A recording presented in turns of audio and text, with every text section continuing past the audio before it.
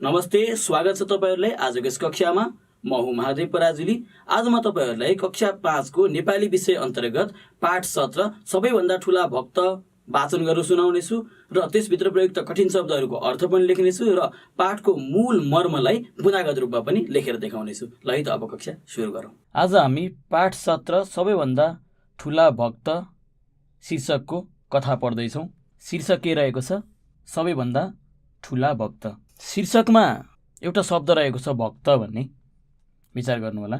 यो भक्त शब्दको अर्थ बुझिएन भने यस पाठलाई पनि बुझ्न कठिन हुन्छ। भक्त शब्दको अर्थ के होला? विचार गर्नुहोस् त। भक्त भनेको अनुयायी। अनुयायी भनेको कसैलाई मान्ने, कसैको अनुसरण गर्ने, कसैलाई पछ्याउने। भक्तिभाव भएको व्यक्ति पनि के हो? भक्त हो। र भक्तलाई हामी सेवक पनि भन्न सक्छौँ। अब यस पाठको शीर्षकबाट थाहा पाइसक्नुभयो। आज हामी सबैभन्दा ठूलो सेवक अथवा ठूला सेवक, अनुयायी अथवा भक्त को छन् त भनेर हामीले यसमा खोज्नेछौँ। आज हामीले पढ्ने सबैभन्दा ठूला भक्त कथा हो। अब म कथा वाचन सुरु गर्छु। सबैले ध्यान दिएर आफ्नो पुस्तकमा हेर्नुहोला। शीर्षक सबैभन्दा ठूला भक्त। देवर्षि नारद हर बखत विष्णुको नाम जपिरहन्थे। उनको मुखबाट नारायण नारायण निस्किरहन्थ्यो। यो शब्द उनको मुखैमा झुन्डिएको थियो। एक दिन नारदले विचार गरे, म रात दिन विष्णुको नाम जप्छु, उनकै महिमा गाउँछु। मैले आफ्नो जीवन यसैमा बिताएको छु। मभन्दा ठूलो भक्त अरू को हुन सक्छ र? तर म यो कुरा विष्णुकै मुखबाट सुन्न चाहन्छु। यति विचार गरेर नारायण नारायण भन्दै नारद वैकुण्ठ पुगे। वैकुण्ठमा विष्णुले नारदको स्वागत गरे। उनले नारदलाई त्यहाँ आउनको कारण सोधे। नारदले भने, भगवान, एउटा प्रश्नको सम्बन्धमा मेरो मनमा ज्यादै खुल्दुली छ। त्यसैको समाधानका लागि हजुर कहाँ आएको हुँ। विष्णुले भने, देवर्षि, तिमी के सोध्न आएका हौ भन्ने कुरा मलाई थाहा छ। तैपनि म त्यो प्रश्न तिम्रै मुखबाट सुन्न चाहन्छु। दुवै हात जोड्दै नारदले विष्णुसँग भने, भगवान, म हर क्षण हजुरको नाम जप्छु, हजुरको कीर्तन गर्छु। हजुरप्रति म जतिको समर्पित अरू को हुन सक्छ र? यस प्रश्नको उत्तर खोज्न तिमी मसँग पृथ्वीमा जानुपर्छ। विष्णुले भने। साँझ पर्न लागिसकेको थियो। विष्णु र नारद दुवैले आफ्नो भेष बदलेर किसानको रूप लिए। पृथ्वीमा आइपुगेपछि एउटा छाप्रातिर सङ्केत गर्दै विष्णुले भने, त्यस जङ्गलको छेउकै छाप्रामा मेरा सबभन्दा ठूला भक्त बस्छन्। म भन्दा बढी भक्ति गर्ने को रहेछ म पनि जानिराखु न भगवान। के म जस्तै गरी त्यो किसान पनि हजुरलाई हर क्षण सम्झिरहन्छ त? नारद विष्णुलाई प्रश्न गर्न थाले। धैर्य राख नारद, तिम्रो प्रश्नको उत्तर तिमी नै भेटाउनेछौ, विष्णुले भने। भेष बदलेका विष्णु र नारद किसानको छाप्रामा पुगे। कृषक हरि हरि गोविन्द भन्दै गोरुलाई किलामा बाँध्दै थिए। उनीहरूलाई आफ्नो अगाडि उभिएको देखेर किसानले भने, तपाईहरू कहाँबाट आउनुभएको हो? म तपाईहरूका लागि के गर्न सक्छु? विष्णुले भने, हामी सहर जान भनी हिँडेका हौँ। आउँदा आउँदै झमक्क साँझ परिहाल्यो। अँध्यारो भएपछि यहाँ जङ्गली जनावरको बिगबिगी हुन्छ। त्यसैले एक रातका निम्ति बास पाइन्छ कि? किसानले खुसी हुँदै भन्यो, अहो मेरो अहोभाग्य, भगवानको जय होस्, तपाईहरूलाई मेरो छाप्रामा स्वागत छ। उसले आफ्नी पत्नीलाई पाहुनाहरूका निम्ति पनि खाना पकाउन लगायो। उनीहरूको घरमा अलिकति पिठो बाहेक केही थिएन। केटाकेटीहरू पनि भोक लाग्यो भनेर कराइरहेका थिए। किसानले पत्नीसँग भन्यो, पाहुनाहरूलाई पहिले तृप्त गराऊ, बच्चाहरूलाई खोले खाना दिए पनि हुन्छ। विष्णु र नारद रोटी खान थाले। भए जति सबै रोटी सकियो, तर उनीहरूको भोक मेटिएन। उनीहरूले खोले पनि खाए। यो देखेर कृषकका छोराले बाबुसित भन्यो, तपाईले हामीलाई खाना नदिएर पाहुनाहरूलाई किन दिएको? कृषकले जवाब दियो, पाहुना भनेका भगवान हुन् बाबु। पाहुनाहरूलाई तृप्त गराउँदा भगवानलाई नै तृप्त गराए सरह हुन्छ। अर्को दिन बिहान, हरिहरि गोविन्द प्रभु, हजुरप्रति मेरो विश्वास सधैँ अटल रहोस्, मलाई अरू थोक केही चाहिँदैन। यति भन्दै कृषक आफ्नो दिनचर्या सुरु गर्न थाल्यो। त्यति नै बेला विष्णु र नारद पनि त्यहीँ आइपुगे। गोरुलाई घाँस हाल्दै कृषकले भन्यो, जुन हरिले संसार चलाइरहेछन् उनको जय होस्, भगवान सधैँ खुसी होउन्। अनि ऊ पाहुनाहरूतिर फर्किँदै भन्न थाल्यो, तपाईहरू हिजो राति राम्रोसँग सुत्न सक्नुभयो कि भएन? तपाईहरू मन लागेसम्म यहाँ बस्न सक्नुहुन्छ। अहिले म आफ्नो खेततिर लागौँ कि? हामी पनि तपाईसँग खेतमा जान सक्छौँ? विष्णुले कृषकसँग सोधे। कृषकको स्वीकृतिपछि तीनैजना खेततिर लागे। खेतमा पुगेपछि नारद र कृषक कुरा गर्न थाले। किसानले भने, हरि गोविन्द। नारदले भने, तपाईँ त भगवानको निकै महिमा गाउनु हुँदो रहेछ। के तपाईँ भगवानको ठुला भक्त हुनुहुन्छ? के तपाईँ भगवानको नाम लिइरहनुहुन्छ? किसानले भने, मौका मिलेसम्म म भगवानको नाम लिन्छु। म भक्त हुँ कि होइन मलाई केही थाहा छैन। नारदले भने, भगवानको नाम लिने काम तपाईँ दिनको कतिपल्ट गर्नुहुन्छ?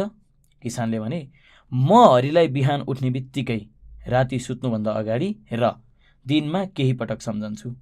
नारदले भने, त्यो त मैले थाहा पाएँ। त्यसपछि कृषकसँग बिदा भई विष्णु र नारद आफ्नो बाटातिर लागे। निकै बेर हिँडेपछि उनीहरू एउटा पहाडको फेदीमा पुगे र विश्राम गर्न भनी अडिए।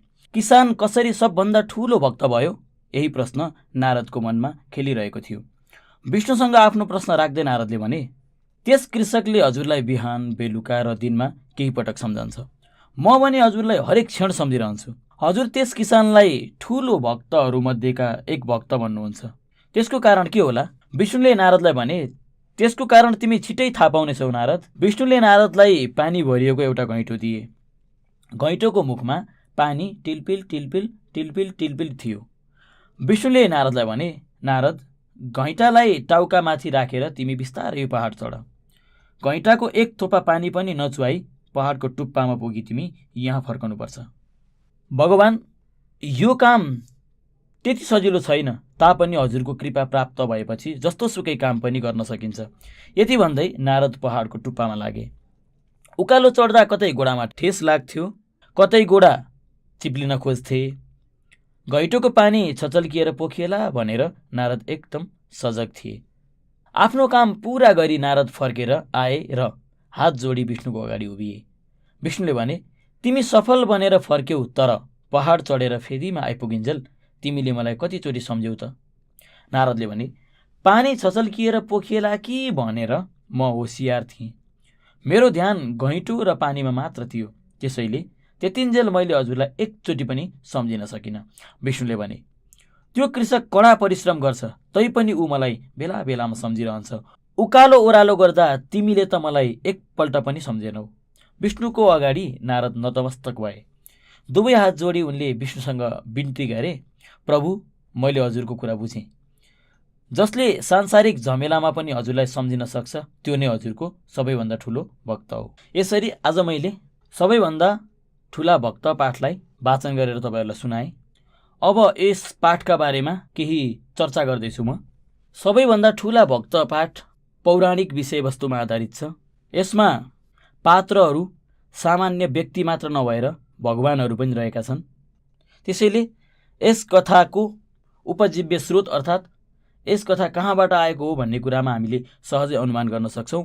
यो पौराणिक विषयवस्तुबाट प्राप्त भएको कथा हो र यस कथामा मुख्यतः 3 जना पात्र रहेका छन्। पात्र भनेको त्यहाँका चरित्र, त्यहाँ प्रस्तुत हुने व्यक्तिहरू। पहिलो चरित्र हुन् विष्णु, दोस्रो नारद र तेस्रो किसान। यसरी यस पाठले नारद सबैभन्दा ठुला भक्त कि किसान सबैभन्दा ठुला भक्त भन्ने जिज्ञासालाई शमन गरेको छ, शान्त गरेको छ। विष्णुले जुन परीक्षा लिए त्यस परीक्षामा नारद फुर्सदमा रहेकाले, कुनै पनि काम नभएकाले आफ्नो नाम जपिरहने र किसानले आफू कडा परिश्रमका माझ पनि विष्णुको नाम जपिरहने भएकाले नारदभन्दा किसान ठुला भक्त हुन् भनेर यसमा सिद्ध गरेका छन्। यसरी हामीले बुझ्न सक्छौँ भगवानले आफ्नो सच्चा भक्तलाई चिन्न सक्छन्। जसले बनावटी भक्ति गर्छ त्यो बनावटी भक्तिलाई पनि भगवानले चिनेका हुन्छन् र जसले भित्री मनदेखि अन्तर हृदयदेखि नै भगवानको भक्ति गरेको हुन्छ त्यसलाई पनि भगवानले चिनेका हुन्छन् र उनीहरूको परिचय भगवानले आफ्नै तरिकाले लिइरहेका हुन्छन् भन्ने कुरा यस पाठबाट हामीले प्राप्त गर्यौँ। जुन नारदले देखाएको भक्ति थियो त्यो भक्ति भनेको किसानको भन्दा कम नै थियो। किन भन्दा नारदले किसानको जस्तो कुनै पनि कठिन परिश्रम गर्नुपर्ने थिएन।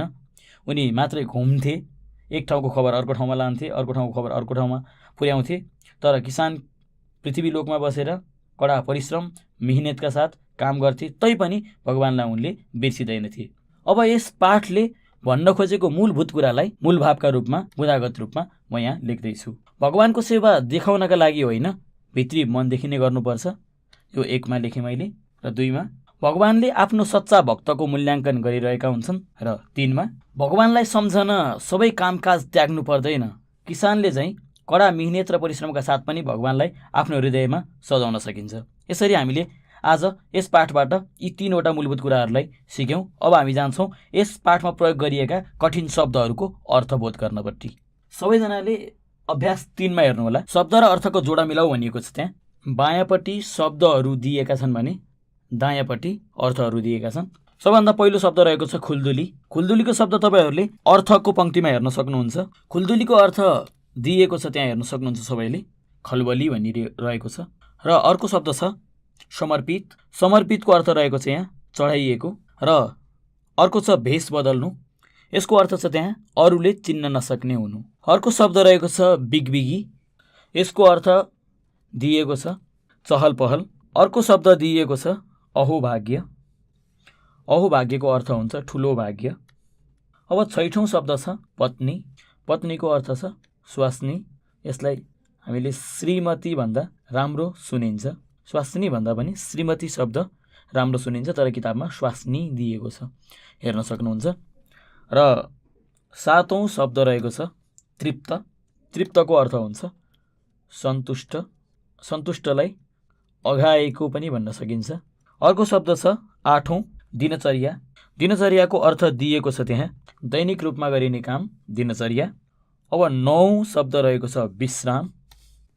विश्रामको अर्थ त्यहाँ दिएको छ आराम। 10औं शब्द छ सजग। सजगको अर्थ हुन्छ होसियार। र अन्त्यमा छ नतमस्तक। नतमस्तकको अर्थ त्यहाँ दिएको छ शिर झुकाउने काम, अथवा शिर झुकाइएको अवस्थालाई नतमस्तक भनिन्छ। जो व्यक्तिले शिर झुकाउँछ उसलाई पनि नतमस्तक भनिन्छ। शिर झुकाइएको अवस्था पनि नतमस्तक हो, तर यहाँ भनेको छ शिर झुकाउने काम। पुनः आज हामीले लेखेका अर्थहरूलाई विचार गरौँ। खुल्दुली शब्दको अर्थ छ खलबली। समर्पितको अर्थ छ चढाइएको। भेष बदल्नु अरूले चिन्न नसक्ने हुनु। बिगबिगी चहल पहल। अहोभाग्य ठुलो भाग्य। पत्नी स्वास्नी अथवा श्रीमती। तृप्त सन्तुष्ट वा अघाएको। दिनचर्या दैनिक रूपमा गरिने काम। विश्राम आराम। सजग होसियार। र नतमस्तक शिर झुकाउने काम वा शिर झुकाएको। यसरी आज मैले तपाईहरूलाई कक्षा 5 को पाठ 17 सबैभन्दा ठुला भक्तको वाचन गरेर सुनाएँ र त्यसमा भएका कठिन शब्दहरूको अर्थ पनि परस्पर मेलन गरेर देखाएँ र पाठको मूल भाव पनि लेखेर देखाएको छु। आज पढेको पाठसँग सम्बन्धित गृह कार्य म तपाईहरूलाई दिँदैछु। हेर्नुहोला, गृह कार्य राम्रोसँग विचार गर्नुहोला।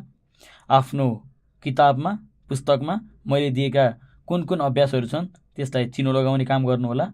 गृह कार्यमा प्रश्न 3 मा रहेका सबै शब्दका अर्थहरूलाई कण्ठ गरेर आउनुहोला।